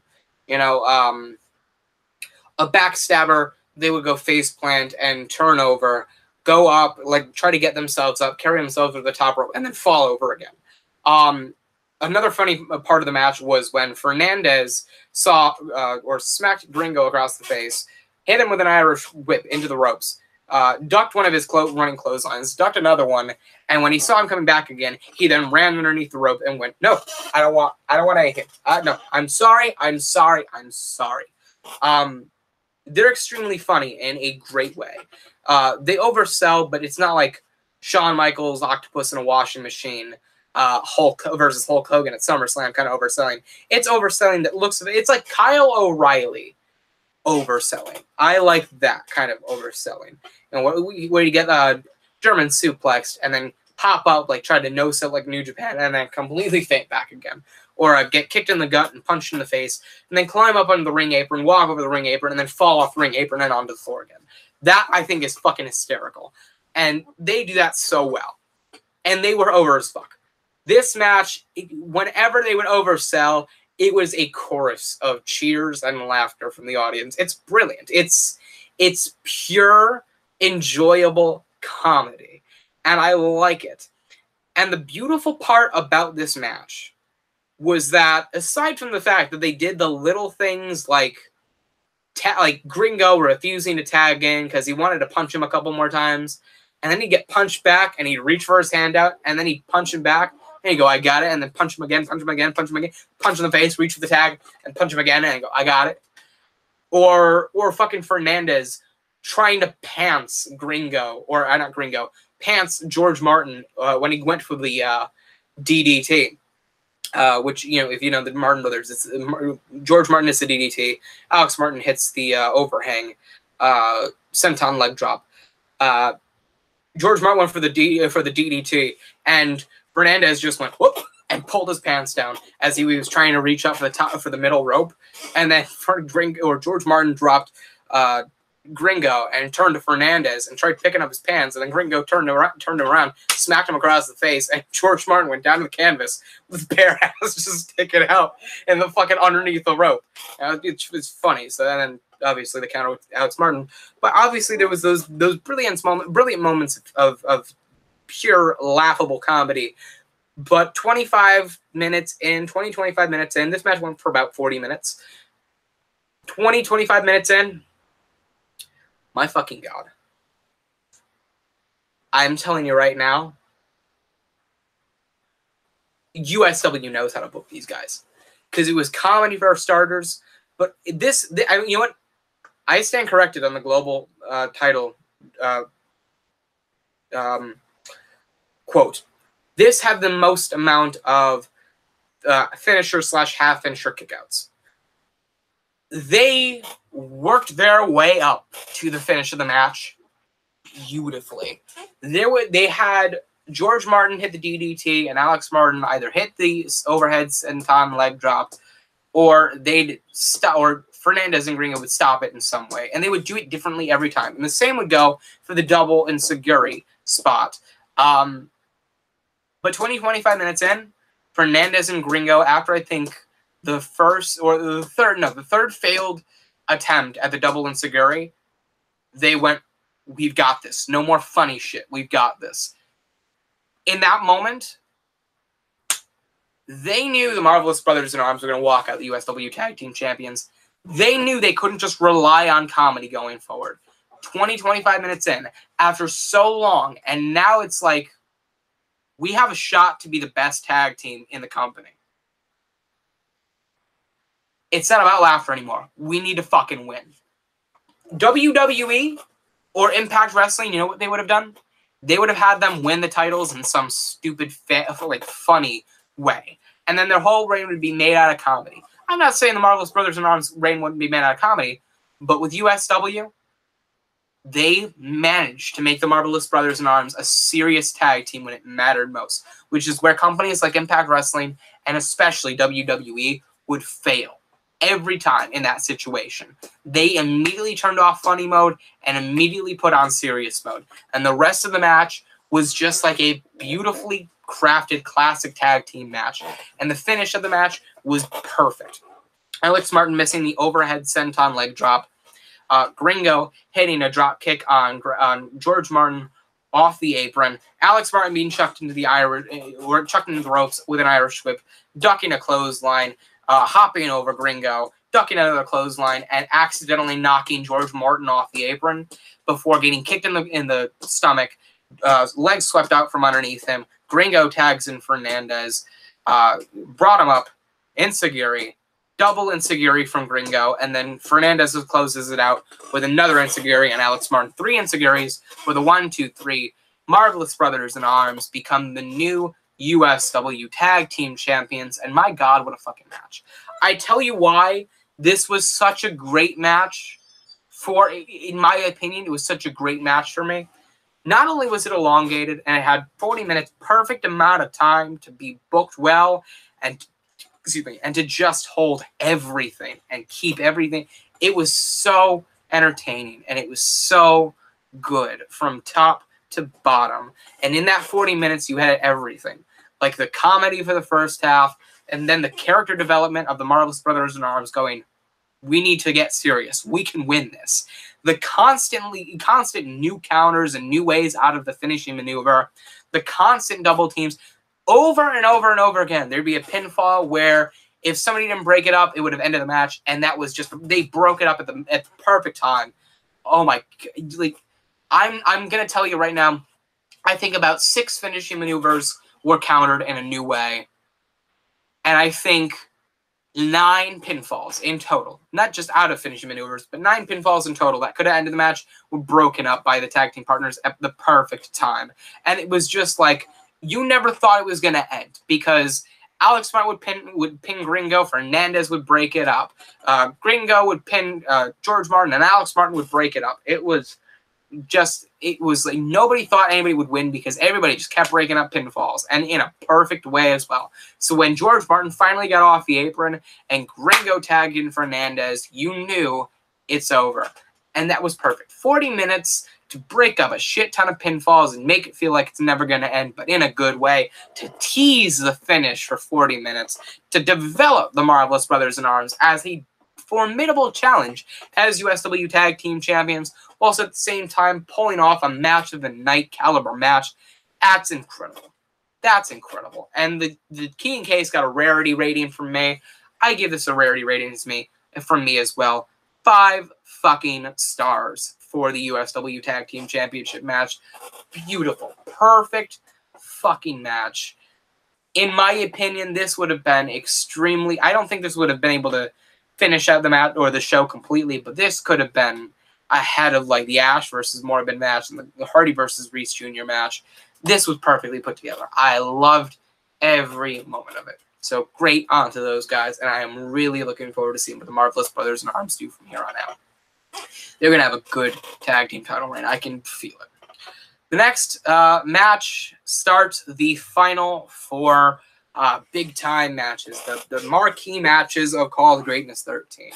First of which, on Friday Night Severity, Ash versus Morbid. Morbid being attacked and beaten down and torn apart by Ash over the past couple of weeks. Ash thinking, you know what, he can get Morbid off of his game for Call of Greatness. He'll walk into Call of Greatness with an upper hand. Ash gets into the ring. He's like, come on, come on. Come on, you fighting professional. Get down here. I thought you were a fighting professional. You can kick my ass, right? Who cares what I've been doing to you for the past 4, 5, 6, 7, 8, 9, 10 weeks? You can kick my ass, right? Come on down. And the lights go out. Lights go out. Lights go down. Ash is just looking like around, like what's going on. And immediately the piano starts playing. And everybody starts jumping out of their seats because they feel like they know what's coming next. And Alex is just leaning up against the ropes like,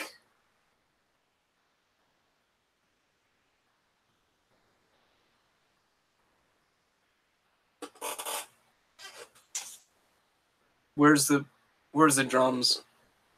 Where's the drums? Where's the guitar? What's going on?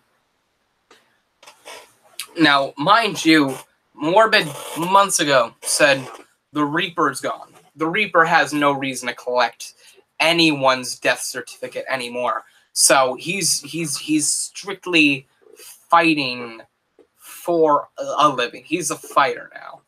So we, you know, in our minds, it's like, okay, he could come back. But at the same time, character-wise and kayfabe, you wouldn't think the Reaper would come back. Piano keeps playing. The piano finishes out after about 4 minutes. Lights go down.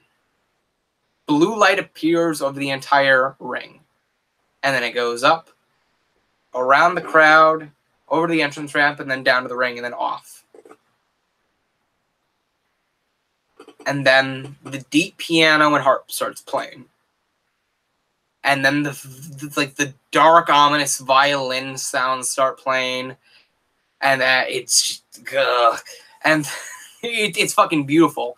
And then all the sound goes down, and you start hearing the little kind of like what do you call it? The grandfather clock. You start hearing the grandfather clock start playing, and the fucking goddamn Titantron, So he's got the grandfather hands, starts swinging back and forth. It stops, goes down.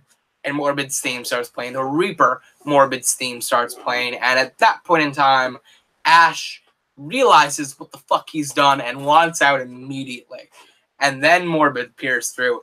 And everybody goes fucking ballistic for this. And I'm sitting backstage seeing this all go down. And I can tell just outside of that curtain, it's pitch black. And I'm just thinking, God, fucking damn it, this is the greatest. This is one of the greatest kind of like images you could see at Call to Greatness. It's just fantastic. And Morbid walks down the ring, and the entire first 10 minutes of the match, Ash looks like he's a man worried he's about to be possessed in front of 8,000 people. It's fantastic. It's beautiful. And so Morbid dominates the opening half of the match. Ash starts fighting back, thinking he's got a chance. And he'll get cut down from time to time. But at some point, Ash goes for his regular springboard cartwheel before Morbid catches him, lifts him up, and goes to hit the pile driver. Misses. Referee gets knocked down. Morbid then hits a pile driver. 1, 2, 3, 4, 5, 6, 7, 8, 9, 10. Referee's not there to count. Morbid gets up. But then, as I told you at the top of the hour, wasn't going to be the last time we saw Indigo Child. Indigo Child and a returning Double XL run from the crowd and start attacking Morbid. Morbid is just getting beaten down until I believe he hits a big boot on Double XL and hits the wickedest, or most wicked, choke slam to the outside ring apron on Indigo Child. Ash then hits the To Dust out of nowhere. Mind you, the pile driver he hit on Ash to get the 10 count was a counter from the To Dust, which is essentially the Seth Rollins name. He hits the To Dust for a 2.5 count and is just in awe of what just happened. Morbid goes for another choke slam, but Double XL gets on the apron. He hits the big boot on him. Ash runs at Morbid, accidentally hits Indigo Child off the apron, goes for a pile driver on Ash, who counters, and behind the referee's back, who's trying to make sure Indigo Child and Alexander Rodden, Indigo Child and Double XL are down, hits a low blow on Morbid, hops over the over the rope, goes for a springboard, hits the 2 dust for the 3 count, 1, 2, 3. Ash beats Morbid with the help of Double XL and Indigo Child, and this opens up a flurry of different things that could happen. Morbid and Ash, I think, are going to feud for a while now. Ash now has a stable, it seems like. Ash, Double XL, and Indigo Child are now a pairing, which is interesting, and I'm looking forward to seeing how that works now that we have the God Complex and the Babocracy and Promised Land. Severity is like the land of stables now, I guess. And Morbid was obviously extremely angry after the match, and Ash just kind of escaped by the skin of his teeth. I loved it, and I think it opens up a realm of possibilities for the future. I'm really interested in seeing where this goes over the next couple of weeks. 4.5 out of 5 stars for this match. Beautiful. Perfectly executed. Next match on the card is the career versus occupation match. If Kyle Reese Jr. loses, he loses position as general manager of Wednesday Night Intensity. If Zach Hardy loses, he must leave USW as a whole, and this is all to be held inside of Hell in a Cell. This match, I mean, for one, we know that Hell in a Cell was used because of Zach Hardy's injured wrist and Kyle Reese's limited wrestling ability, but I think it delivered for what it was due. Kyle Reese got the upper hand very quickly. I would like to point out that. 2 things, like you had the opening package, and then you had Kyle Reese's theme play. I think it's Money by Imagine Dragons. I think it's Money by something. It's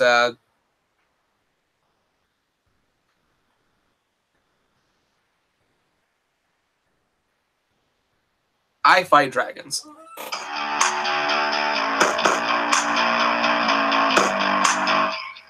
It works extremely well. Maybe that'll get muted. I don't fucking know. But it works extremely well in this case, and I fucking loved it. And then Zach Hardy comes out, or first, before Zach Hardy comes out, Liberate by Disturbed starts playing, and everybody fucking goes wild. And it's like a flurry of 25 different fucking Enigma figures. People in the Enigma mask and cloak just running all the way down the ramp and around ringside, and they start scaling the cell as well. They get to the top, and they're just fucking like running around at the top, or like trying to play tag or something like that. And then they climb down the cell, so on and so forth, and they go back up to the ramp, and then the music stops, and they all get into a line, like it's like this fucking army or something like that. And Cry of Achilles by Alter Bridge starts playing, and Zach Hardy comes out with this badass fucking intro.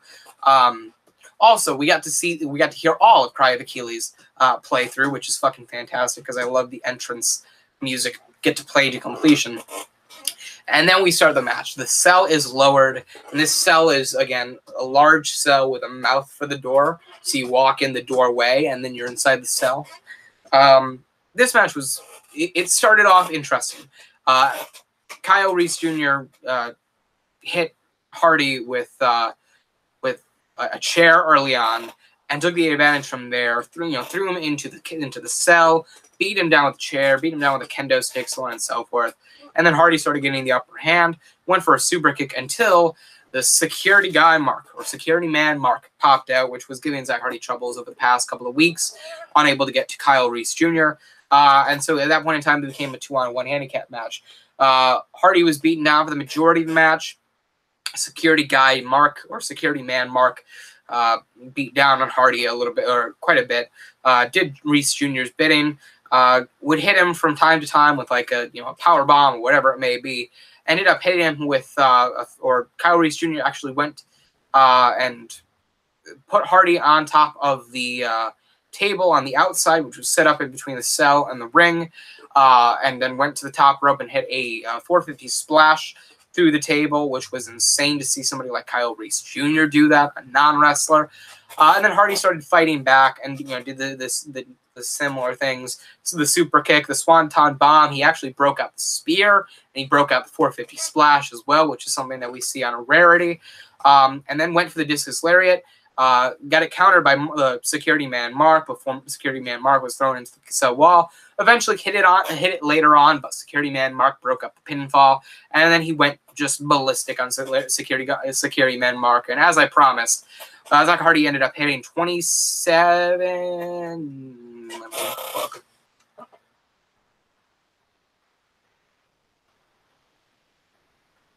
Right?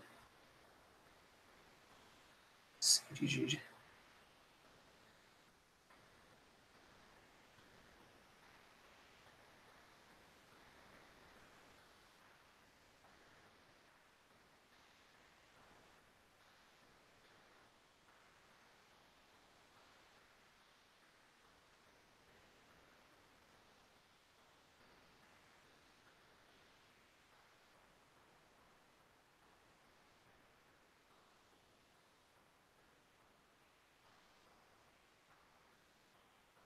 26 German suplexes continuously.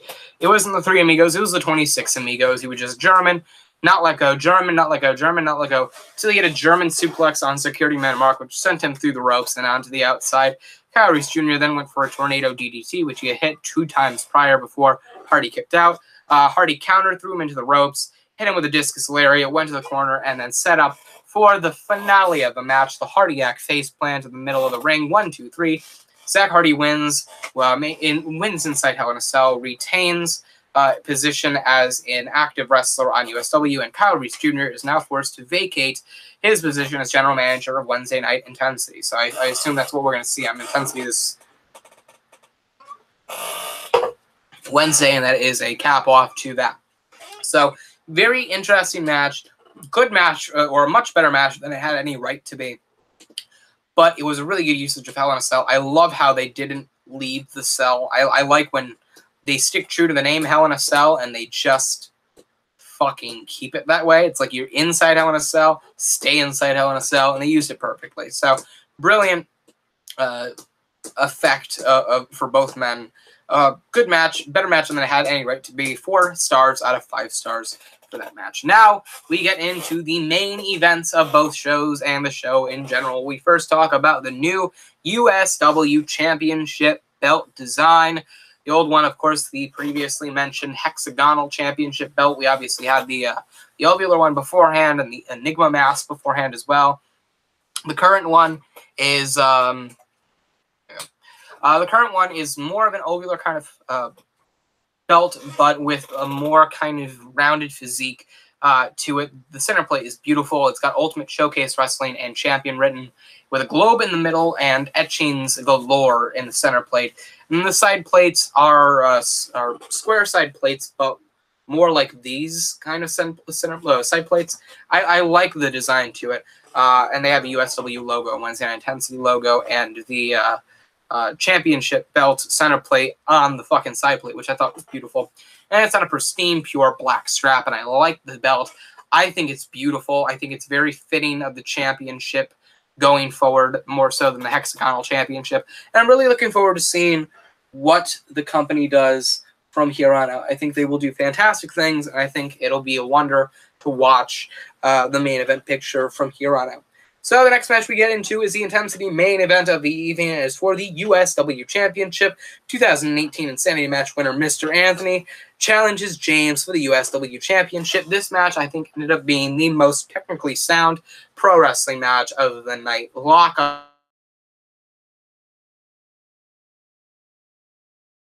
galore. A few finishing maneuvers hit. I think only one finishing maneuver was kicked out of, and that was Mr. Anthony's Redwood Viper. James hit a couple of sideways, failed to hit the midway twice, and I think he went for it early on, but Mr. Anthony escaped it and ran out of the ring. James did the beautiful fucking springboard dog kneel, which I loved, and then the other midway attempt was countered into a lifted legged belly-to-belly suplex. Finish of the match came when Mr. Anthony went for the Redwood Viper. James hit a sideway and staggered Anthony. Anthony staggered to the center of the ring. James hit another sideway and then went to close it all off. Hit the midway for the 3 count. 1, 2, 3. The match was over in about 20-25 minutes. It was a really good match. It proved that Mr. Anthony is very capable of being in the main event picture of USW, but I don't think he's quite ready for the USW Championship now. I think they failed to make me think that Mr. Anthony had a chance of winning the USW title. I don't think that was going to happen. And I don't think they could have made me believe anything else at the match. But you know what? It was a good match nonetheless. I was really happy to see it. James retains the USW title. Very good match, very technically sound match, 4.5 out of 5 stars. And now we see what James does with the USW Championship going forward. He obviously won it from Zach Hardy, beat Zach Hardy again in the rematch to get it, or to the rematch to finish off that feud. Beats out Mr. Anthony, which has been a feud for the past 6, 7, 8 weeks, really since he won the Insanity match. And now I'm looking forward to seeing what Mr. Anthony does from here on out. He's shown heel tendencies over the past couple of months, the past couple of weeks, and I'm looking forward to seeing if he goes full-on heel now. That's going to be an interesting thing to watch. I'm really looking forward to seeing what happens. So there's that. Congratulations to James. Again, 4.5 out of 5 stars. And now for the Severity main event of the evening and the main event of Call to Greatness 13. Before we get into that, new World Heavyweight Championship design, no longer the diamond belt center plate. It's now kind of like the Winged Eagle, actually very much like the Winged Eagle center plate, except there are 2 stacked rectangular side plates on both sides of the center plate, and then on the sides of those side plates is 1 long rectangular standing up side plate with a championship picture. The words are, and I wrote it here in my notes, on the right or on the left side, for world-class professionals heavyweight champion and Ultimate Showcase Professional Wrestling. And I like it. I love it. It's a great belt design for the World Heavyweight Championship. It fits it perfectly. I'm going to miss the diamond belt, though. That looked beautiful, and that was really a sign of the times. So it's sad to see that go, but I'm looking forward to seeing the future of the World Heavyweight Championship. Now the main event of the evening, career versus career. Loser leaves USW for the World Heavyweight Championship. Cannon defends against Majigeta. And I spoiled it earlier, but this match was good. I liked it. There were a shit ton of finishers. And nobody really went for pinfalls after it, I must say. Cannon's finishing maneuver is a 2-part with cannonball backflip. He would hit the first part many times, failed to hit the second part. There was one time where I felt bad for both men's knees, because Cannon went for the second half of the cannonball backflip, which is obviously the 450, but with the knees landing to the sternum. Majigeta brought his knees up, so they just clashed kneecaps, and it looked really painful, and I think they really got hurt at that time, because I think it really hurt. The opening match was perfectly well sound. It was beautiful for the stipulation at hand, because they both went for lockups. And everything that one another tried, they all had a counter for it immediately. It's like they knew each other like the back of their hand, and I thought that was perfect for the story.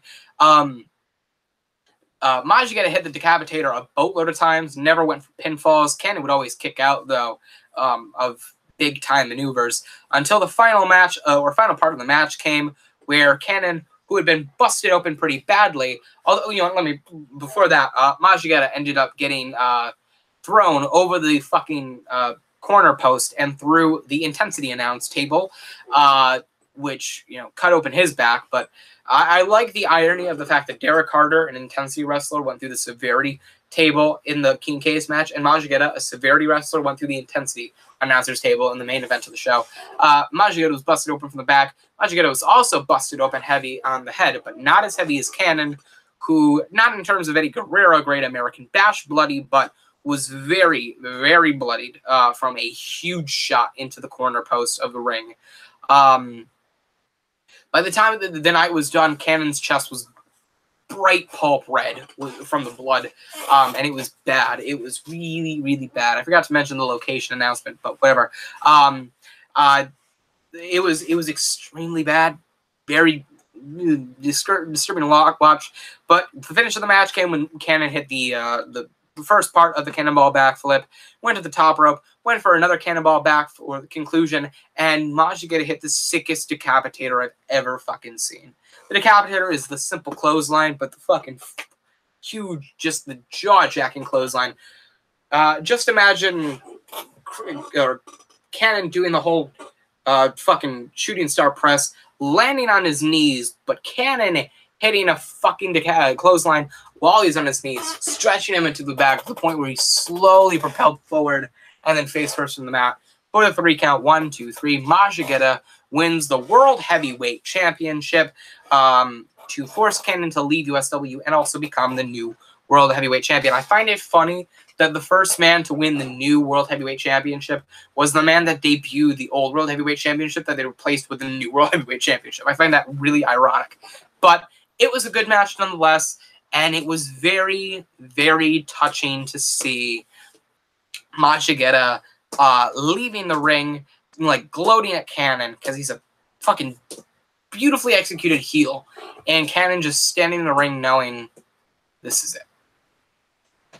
This is it. It's over. In a night where two of the three USW originals could have been gone from the company, Cannon, arguably one of the most influential figures in USW history, and probably the most influential figure out of the three, ends up having to leave at the end of the night. And seeing him walk up the ramp with the crowd having a thunderous round of applause, it was really touching. And it was extremely special to see that. You could tell just how much they know he has done. And knowing USW, they'll play this out for months, probably till the end of the year. But, you know, God, that story was incredible. It was absolutely one of those matches that I think deserved to main event Call to Greatness, not just because of the wrestling style, but because of the fact that the story was there and the ending of the match was one of those things that would be sombersome. And I also found it extremely funny that, or pressing, that they went immediately. It was like you had this final picture of Cannon, like just bloodied and battered and sad with the somber ending of him having to leave what he loves the most, to the closing segment of Call to Greatness, and then Saturday Night, or Say Amen Saturday Night by Panic at the Disco playing, and then recapping the entire show. I just found that funny. Funnier than I should have, but sad that Cannon's leaving. Obviously, he's still contracted. This is a storyline kind of thing, but I'm looking forward to seeing what this plays out for in the near future. And I'm looking forward to seeing what Machigeta does now as the World Heavyweight Champion of USW. Now, with that being said, I forgot to mention Call to Greatness 14's segment. Call to Greatness 14 has been announced for April 28th, 2019 in the UIC or the UCI, I think it was UIC Pavilion or Arena or something like that in Chicago, Illinois. So that's what I meant by it's the most first world problem I've ever had, the fact that I don't want to have to travel to Chicago. But whatever. You know, I'll have to pack my bag, so on and so forth. So that's a big announcement. First time Call to Greatness will ever be held outside of the northeastern United States. I'm looking forward to seeing it. I'm looking forward to being there. And I'm looking forward to be a part of it. I'm ecstatic for it. So with that being said, thank you guys for watching. I guess I had to give my overall show. Oh, by the way, the main event got 4 stars, 4 out of 5 stars.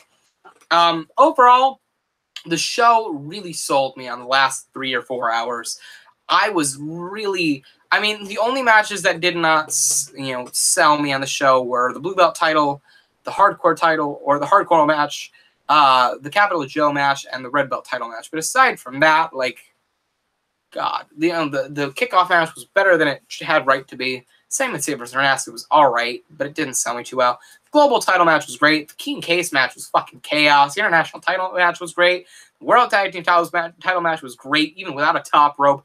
USW Tag Team title match blew me away. Ash vs. Morbid was fantastic storyline-wise. Hell in a Cell was great for just the stipulation itself. The USW Championship match was great. Technically sound wrestling. The World Heavyweight Championship match had its beauties, and the fact that storytelling was the key to close the show. With that being said, I don't think it was the best Call to Greatness of all time, like I could have said right after Call to Greatness 9, 10, 11, and 12, but it definitely was a fantastic show in terms. I saw one Twitter user say that the first half of the show felt like a regular monthly show, and then later on they said, "Oh, I stand corrected." I love the fact that we can go to Call to Greatness every year and have a fun review. With that being said, I will give it an overall rating of a 4.25 out of 5-star show. I don't think it was the greatest show of the Call to Greatness chronology, but I do think that it was